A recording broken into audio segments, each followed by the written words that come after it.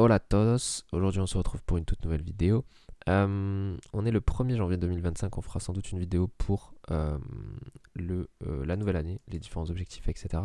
Mais pour le moment, on fait une petite analyse quotidienne, toujours sur le BTC, qui est l'un des actifs où il y a du flux actuellement, qui est ouvert parce qu'on est un jour férié.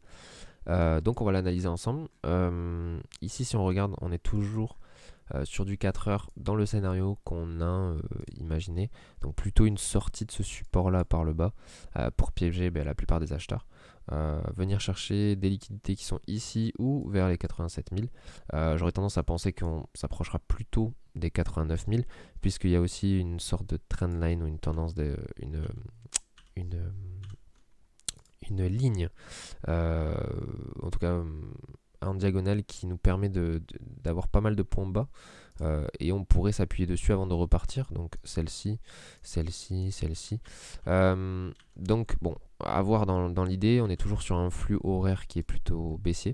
On a une sorte d'accumulation ici, donc on a plus de chances de sortir dans le sens de la tendance primaire qui est baissière ici en horaire. Faut pas oublier non plus qu'en weekly, on est clairement haussier. Ok, donc peut-être qu'on va continuer à stagner et à faire une petite marche ici avant de repartir vers de nouveaux plus hauts. Donc ça c'est possible, hein, c'est envisageable. Je pense que par exemple un retour sur une MM20 weekly qui est en train de remonter serait pas bête. Ça permettrait aussi de prendre les liquidités en daily ou en 4 heures. Et donc de piéger tout le monde sur un système qui est bien connu, hein, le système de Pio-Tree. Ici, du coup, accumulation, manipulation, expansion. Ok, ça, ce serait un setup qui fonctionnerait et sur lequel on a une probabilité de réussite vraiment très élevée. Néanmoins, aujourd'hui, on se retrouve parce qu'on est surtout sur de l'intra-swing, sur des analyses plutôt quotidiennes, plutôt que hebdomadaires. Donc, on se doit de regarder le marché aussi sur des unités de temps plus courtes. Même si mon scénario avec la plus grande probabilité de réussite serait plutôt une sortie par le bas, avec une confirmation majeure ici, et donc un SL clair, une invalidation claire sous les plus bas, et ensuite on prendrait la position là pour chercher de nouveaux plus hauts. Mais à minima, par exemple, les plus hauts de ce range là, et les derniers all-time high. So, ici, vous avez dans un range, on a quand même un gros support qu'on est en train de tenir. On en avait déjà parlé dans les dernières vidéos. Avec 1, 2, 3, 4, 5 points d'appui. Mais plus on tape en support, hein, plus on le touche, plus il s'affaiblit. Donc il peut être important, tout ce que vous voulez. Il y aura de moins en moins d'acheteurs. Et on peut voir que malgré le fait qu'à chaque rebond, on avait des plus hauts de plus en plus hauts. Ici, on peut voir que sur cet achat-là, on a un plus haut. Ici, il est plus haut. Mais ça commence à s'affaiblir. On peut voir que là, la dernière touchette, elle n'a pas fait un plus haut qui est plus haut que celui-ci. Okay, donc, ça montre quand même une certaine faiblesse des acheteurs.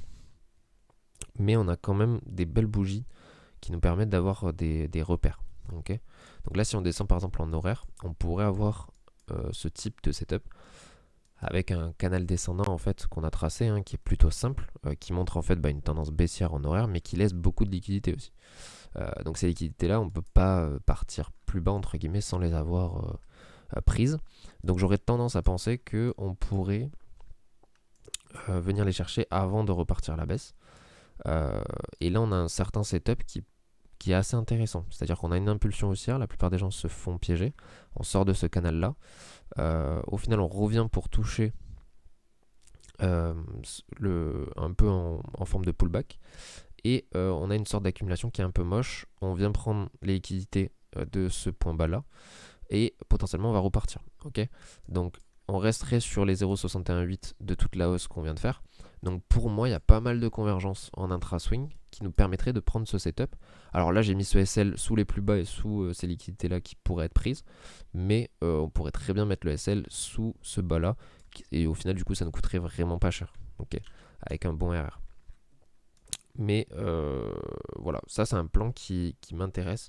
Sur de l'intra-swing, la probabilité de réussite n'est pas autant élevée que sur un plan daily ou H4 que j'ai présenté sur les dernières vidéos. Donc c'est-à-dire plutôt une sortie par le bas de ce range là pour revenir, mais c'est un setup qui fonctionne également.